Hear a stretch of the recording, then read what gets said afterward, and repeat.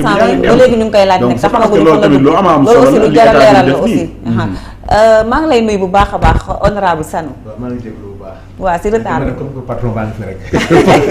yow saa yoo ñëwee rek aussi daal di ko jël en cours. patron baa ngi fi retard bi ba pare nag xam nga problème étudiant yi dafa xaw a bloqué. waaw dafa foofu dafa am embouteillage yu métti loolu moom quand même gis nañ ko bu baax a baax. mais heureusement que li ci ministre bi expliqué tey. ñu bëri comprendre. parce que c'est pas un problème de paiement de bourse. effectivement c'est pas un problème. il demande quelque chose boo xam ne taxes yi prévoir ko. du xeex moo koy joxe ñaan moo koy joxe. ñaan moo koy joxe. waaye ak ñu mën ñu comprendre ko aussi. avec tout le respect qu'on a pour les étudiants. non non d'accord avec tout le respect qu'on a pour les étudiants. mbir bi xeex du ko joxe. ñaan moo koy joxe. logique na mën nañ ko comprendre. mais taxes yi wax ko. dafa lié les mains du ministre. toog leen ngeen waxtaan. ñu xool faisabilité bi. dëgg la. ba pare contexte bi te boobu sax étudiants yi ba baalu foofu rek étudiants yi aussi pour man war nañu sant le premier ministre mais aussi war nañ ko xoolee koo xamante ne nii li taxoon ñoom ñu jugoon doon xeex maanaam li taxoon ndaw ñu doon xeex injustice boobu noonu doon am war nañu xam ne premier ministre bi ñu am nii kat moom étudiants yi ñoo far parce que tey ministre de la république bu taxawee mu ne premier ministre dana ko bourse étudiants yi kat na nga ko jàppee comme salaire u fonctionnaire mais loolu musul am day parce que fonctionnaire bi tey bu weer deewee ak lu mën di xew moom donc day jot salaire am léegi nag ministre taxaw ne la le premier ministre kat dane ma bourse étudiants yi donc def ko comme salaire u fonctionnaire yi kooku kon am na benn important boo xamante ni jox na ko xaalisu étudiants yi parce que étudiant tamit boo xam dafa jógee dëkk ba ñëw di jànge Dakar parfois si bourse boobu la yaakaar pour mën a dund même si la yaakaar aussi pour mën a yóbbante benn yaayam bi nga xam ne mi ngi sa dëkk ba kon premier ministre bu taxawee wax loolu aussi étudiants yi tamit nañ xam ne wax dëgg yàlla premier ministre Ousmane Sonko taxaw na taxawaayu wayjur si seen wet mais aussi taxaw na taxawaayu mag mais aussi taxawaayu kilifa koo xamante ni dañu yaakaar si moom kon loolu aussi réeroo amul fierté kon ci premier ministre bi nga xam ne ñàkkoortaan moom moo am parce que étudiants yi ak ñii ñoo far fu mu ne nii ndax ñoom lu bari loolu lu si am ñu si bëri boo leen laajee dañ naan dañ dul comprendre donc réeroo amul bu ñàkkoortaan moom moo am te c'est important lu ñu leen fësal tey jii ci assemblée honorable tey jii yaa ngi doon suivre n'est-ce pas journée bi ñi nga xam te ne moom moo doon am assemblée waxtaan bi nga xam te ne moo fa am yépp question yi fa jaar ak tontu bi nga xam te ni moom la apporté moom premier ministre tey jii lan nga koy liiree. waaw tey xam nga tey. ñoom dañu sant yàlla. parce que tey assurance moo am. assurance oui. assurance sur le plan économique xam Sénégal da ngaa dégg ñu naan liggéey leen te bàyyi politique bi. boo xoolee tey li premier ministre gouvernement bi explique lépp ci li ñu jot a def. tey ñi doon tiit ci fonds monétaire. par rapport ak restructuration de la dette. moom mu nekk loi de finance. gis nga defoon nañu seen. loi rectificative de finance def nañu seen loi de finance ba tey déggoo coow déggoo opposition wax ci. te yéen a ngi wax léegi 280 milliards yi ñu économiser budget bi. loolu budget la mais moom mu la waxoon assemblée li ñuy économiser. man Sanu Dione bi nekkoon député 14e. ak moom mi nekk député 15e. mu wax la moom li mu bàyyi. ci salaire avantagé plus de 1 million et quelque. te kenn déggu ko. c'est bien. waaw mooy wan ne. voilà. li ñu naan gouvernement bi war nañ ko di fësal quand même. fësal waaw xam nga du ma doog sax. waaw mais daf ci am loo xam ne da ngay defar. dëgg la xam nga na mu daan demee na mu daan fay ak tout des tas de choses. ñun ñoo woote rupture. ñuy wax ni noonu nañ ko jaarale ci yoon. lii lan la fu mu daan tegu tegul fenn dindil. lii lan la fu mu daan tegu mais même bu fekkee nangu naa ko mais régulariser leen ko. teg leen ko wutal leen ko structure. lii lan la tegul fenn dindil. looloo indi différence bi am entre rémunération 14e rémunération 15e. Et nous sommes fiers de ce que nous avons et nous sommes prêts à servir le peuple. Merci. loolu mooy parce que su ma ko waxoon tey ñu ni da ngay jaay doole. non non man kañ des fois da ngay am mal. parce que ñu ne dañuy dem séminaire yaa dégg ngeen di wax ay nangam. mais dañuy jël kaaru personnel assemblée laa gi ñuy jël teg seen oto. dem fa nag seen frais bopp. c'est bien di dugg ci ay li ñuy wax évaluation des politiques publiques di dem di xool saytu. budget lan moo manqué fii lan moo am fii def te loolu. bu njëkk ba te naa wax. ay per jëm la woon ay yu nga xam mais. il y a un mois on a fait 3 jours à Saint-Louis. waaw 3 jours à Saint-Louis def yëpp. pour regarder tout ce qui se passe en matière culturelle. donc pour wax la ne. moo tax premier ministre. lu mu expliquer lépp wax aussi affaire yu leer nag loo xam ne nag xam nga nit ñi. am na yoo xam ne Ousmane Sonko la. loo xam ne choix la. bu Pastef def. mu neex mu naqari ñoom ñoo ne langage de vérité. ak lu mu leen jaral nañu wax dëkk bi peuple parce que politicien dañoo wax ne fen la sàcc ak naxaate. loolu lañ leen étiqueté. moo tax bu ñu la politicien nga ne non duma politicien man homme politique laa. ñii ñëw ne la man. je veux un devoir de vérité. ak lu mu métti métti naa la wax ma dëgg rek.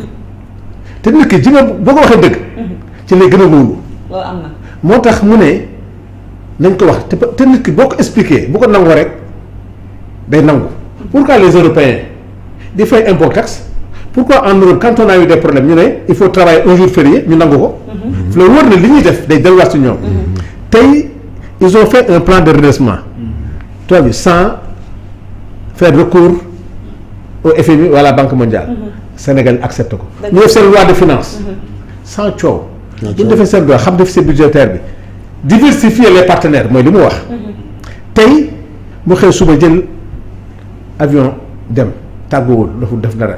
ñu ne dafa waroon tàggoo. te am na yoo xam ne boo koy dox doo tàggoo. te tey la wax ni fekki fan ngeen xam njëriñ li. parce que xam nga lu tax xam nga le monde des finances est complexe. tey bu tàggoo woon fi mu jëm préparer ko ñu annoncé ko. ñu ngi ko doon yelwaani. mais attention c'est le monde des finances c'est un monde capitaliste. am na galgal yu ci mun a am. c'est vrai.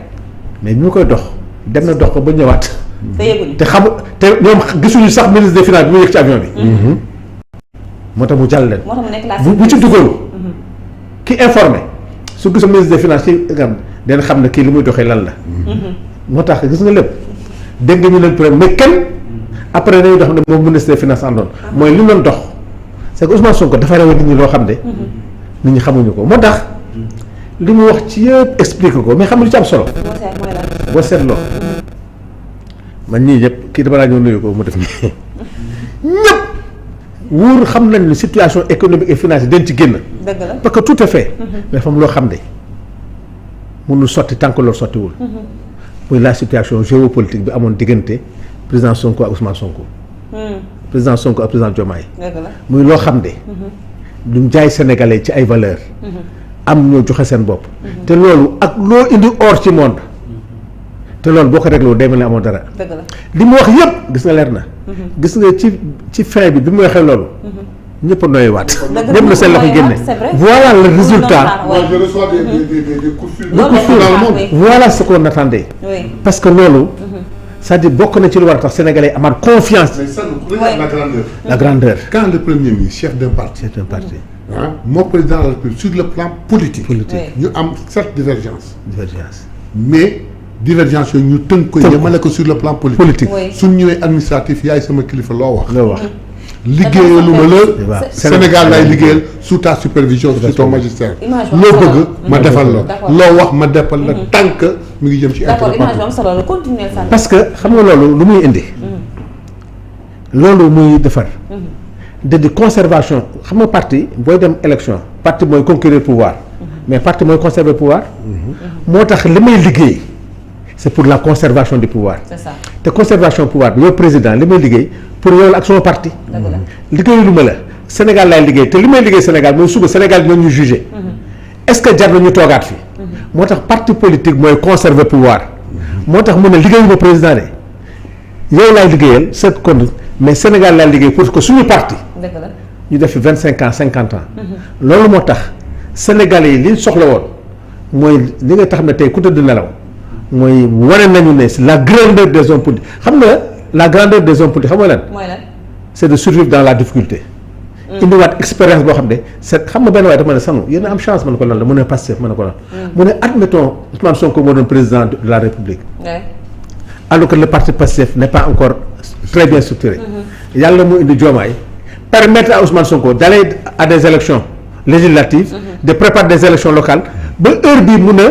su structuré parti am nga xam ne 2022 buy ñëw day fekk parti bi defar na ko ba pare. kii ñëw defar na ko gis nga chance boobu. des fois day mel lu yàq lii nga xam ne tey wax na ko. te mu Sénégal yi ni mais lii lan la mais ñi ñu ngi reyante ndeke ne lii yëpp ñu ngi koy liggéey. ça veut dire que. prends un exemple comme Birame Souleye. na anamu ndeke ne kooku li mu tal. mooy la raffinerie. que de l'or. le comptoir de l'or. li nga xam ne moom la président waxoon. la diminution des kii. premier sant naa la. préparer leen diminution des prix ndekk ne moom ci loolu la concentré wu. kële mën na ko lii keneen mën na ko ndekk ne. mais loolu lañ doon xaar en fait. loolu la doon xaar. ça veut dire que malgré tout cela. oui. voilà un gouvernement que chacun dans son secteur liggéey na liggéey boo xam ne tey ça n'a rien à voir avec la politique.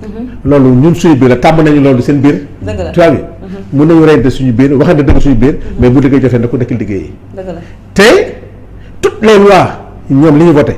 pour ñoom la. lanceur d'alerte pour ñoom la. dëgg la donc toutes les lois.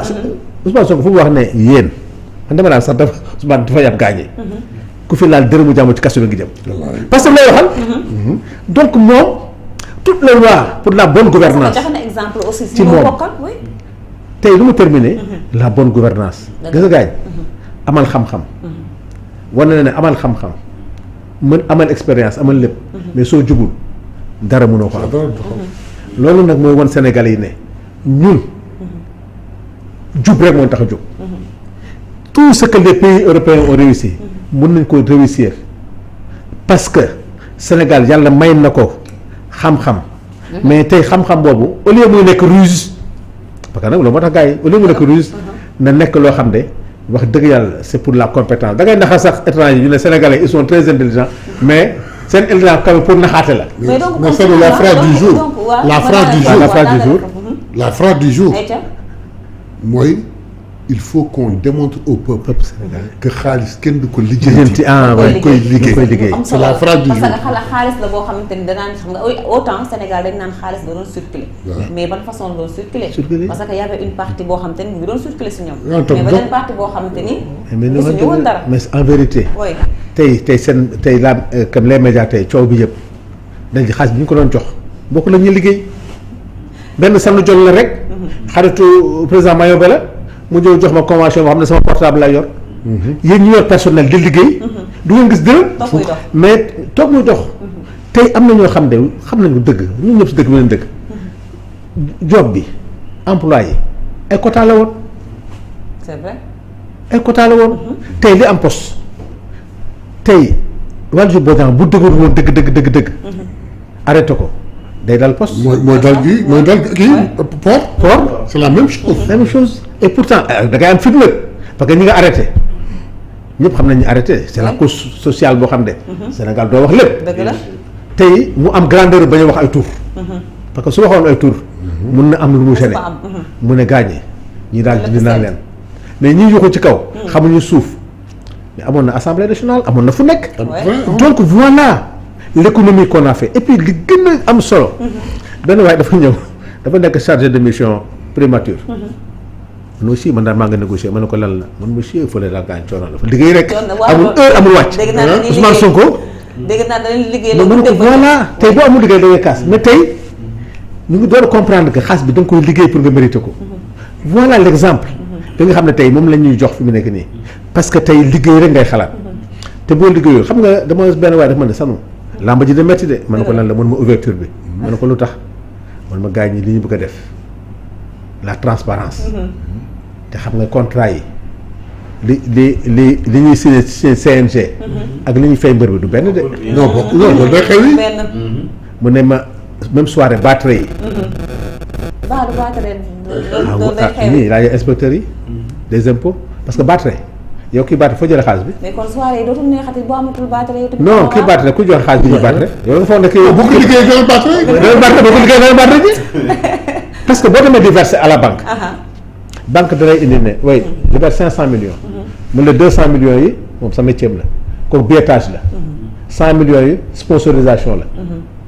leneen li tel. dëgg la li des lan la gars yi ñoo doon battre kan moo doon battre sanu jor waaw sanu yow li ngay battre foo ko jëlee. c'est important. gis nga problème bi fu mu jëm. waaw léegi nag yow di nga wax fa nga am. bu dee nag man maa joxe. 200 millions yi pour ñu battre ko pour moom su may déposer à la banque. may justifier gisoon natt yi. boo demee di déposer natt dañ lay laaj ñi cotiser indi liste bi ñu. nga ne liste bi. voilà c'est comme ça loolu moo doon branchement au niveau des banques. au niveau du sport au niveau de la lutte au niveau des soirées. loolu nag nañu wax ne réew mi doxatul dootu dox day dox dëgg-dëgg booy liggéey. mais kon finalement li nga xam te ne moom la une partie de l'opposition doon craindre kon loolu mu jëw ñu ko fa gis finalement parce que fa lañ fa wax justement mooy réponse bi population bi soxla woon. foofu laa lay wax c'est extrêmement grave. loo xam ne te posé nañu acte boo xam ne xamuñu gravité bi. tey président Mayobé mooy contrôler action gouvernementale. mooy évaluer.